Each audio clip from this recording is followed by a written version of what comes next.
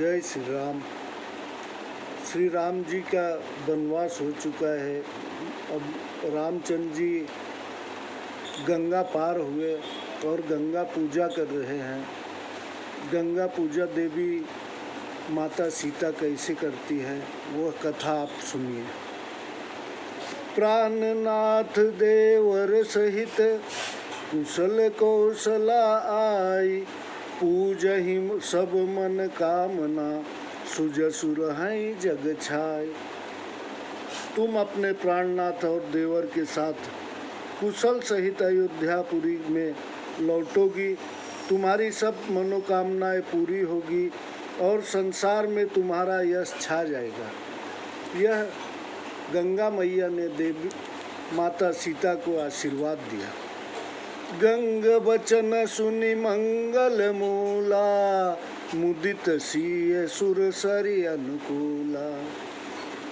तब प्रभु गुहै कहु घर जाहु, सुनत सुख मुख भापुर दाहु। गंगा जी के मंगलमय वचन सुनकर और गंगा जी को अपने अनुकूल जानकर सीता जी प्रसन्न हुई।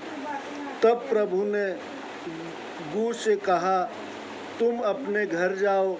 सुनते ही उसका मुख सूख गया, मन में दाह हुआ। दीन बचन गुह कह कर जोरी, विनय सुनहु रघुकुल मन मोरी। नाथ साथ रही पंथु दिखाई, करी दिन चारि चरण सेवकाई। गु हाथ जोड़कर दीन वचन कहने लगा, हे रघुवंश भूषण, मेरी प्रार्थना सुनिए। मैं स्वामी के साथ रहकर मार्ग दिखलाता हुआ कुछ दिन आपकी चरण सेवा करूँगा। जेहि बन जाय रहब रघुराई, परन कुटी मैं करबि सुहाई।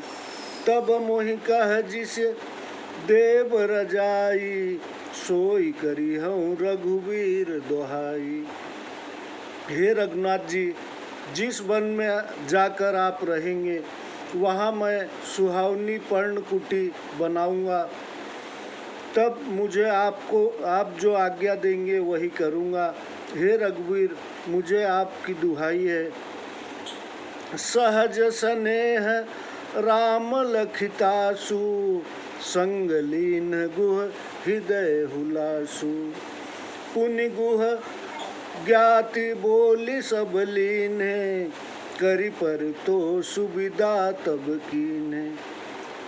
श्री रामचंद्र जी ने उसका स्वाभाविक स्नेह देखकर साथ लिया। तब गु हृदय में बहुत प्रसन्न हुआ।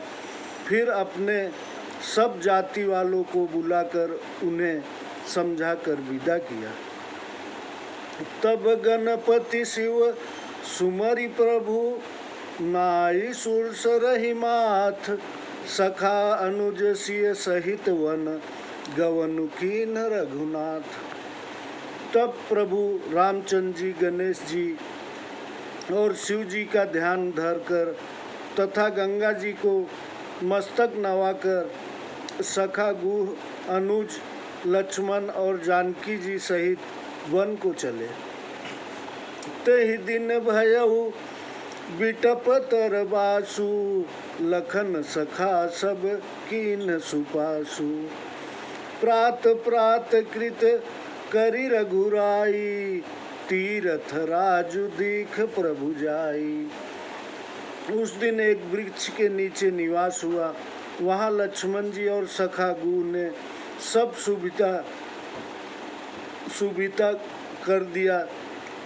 प्रातः क्रिया करके प्रभु ने जाकर तीर्थों के राजा प्रयाग के दर्शन किए। सचिव सत्य श्रद्धा प्रिय नारी, माधव सरिस मितु हितकारी। चारि पदार्थ भरा भंडारू, पुण्य प्रदेश देश अति चारु।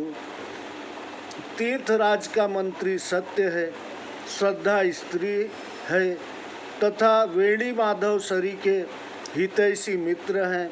चारों पदार्थों से भरा हुआ भंडार है और पुण्य प्रदेश की ही बहुत सुंदर देश है।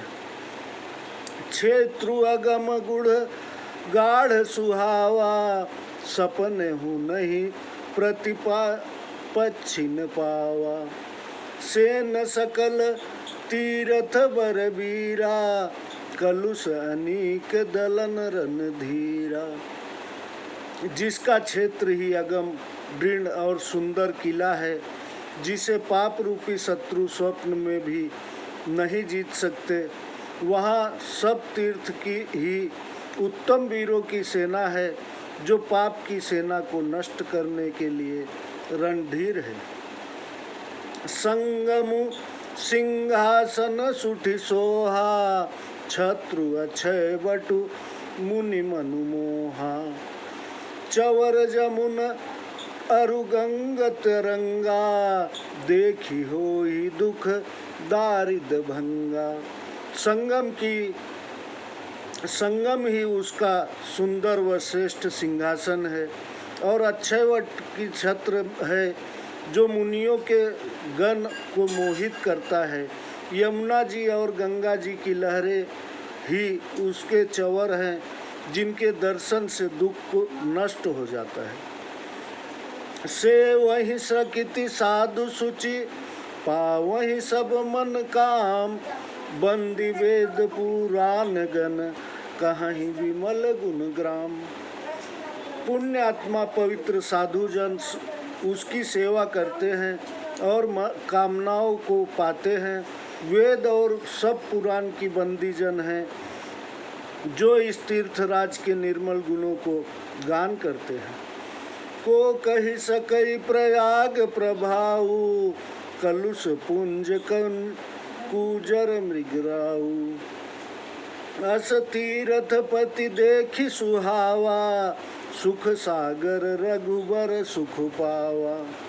प्रयाग के प्रभाव को कौन कह सकता है, जो पापों के समूह रूपी हाथियों को नष्ट करने के लिए सिंह के समान है। मनोहर तीर्थराज का दर्शन करके सुख के समुद्र रामचंद्र जी ने भी सुख पाया। कही सिय लख नहीं सखई सुनाई, सी मुख तीरथ राज बढ़ाई। करी प्रणाम देखत वन बागा, कहत महात्म अति अनुरागा। सीता जी, लक्ष्मण जी तथा गुह को श्री रामचंद्र जी ने श्री मुख से तीर्थराज की बड़ाई कर सुनाई। फिर प्रणाम कर वहाँ के वन और बाग देखते और बड़े प्रेम से महात्म कहते हुए चले। यही विधि आई बिलो की बेनी, सुमिरत सकल सुमंगल देनी। मुदित नहाय कीन शिव सेवा, पूज जथा विधि तीरथ देवा। इस प्रकार आकर त्रिवेणी का दर्शन किया, जो स्मरण करने से ही संपूर्ण आनंद मंगलों की देने वाली है। वहाँ आनंद पूर्वक स्नान कर शिव जी का पूजन किया व यथा योग्य तीर्थ देवी की पूजा की।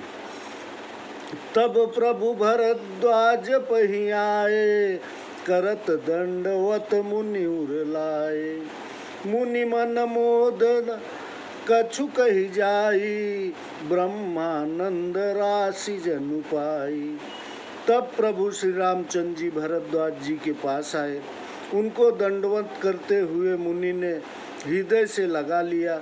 मुनि के मन का आनंद कुछ कहा नहीं जाता, मानो उन्हें ब्रह्मानंद की राशि मिल गई है। जय श्री राम। ये भगवान अभी त्रिवेणी प्रयागराज पहुंच चुके हैं। आगे की कथा आपको अगले एपिसोड में सुनाता हूँ, अगली कहानी में। सब्सक्राइब कीजिए और जय श्री राम लिखिए। जय श्री राम।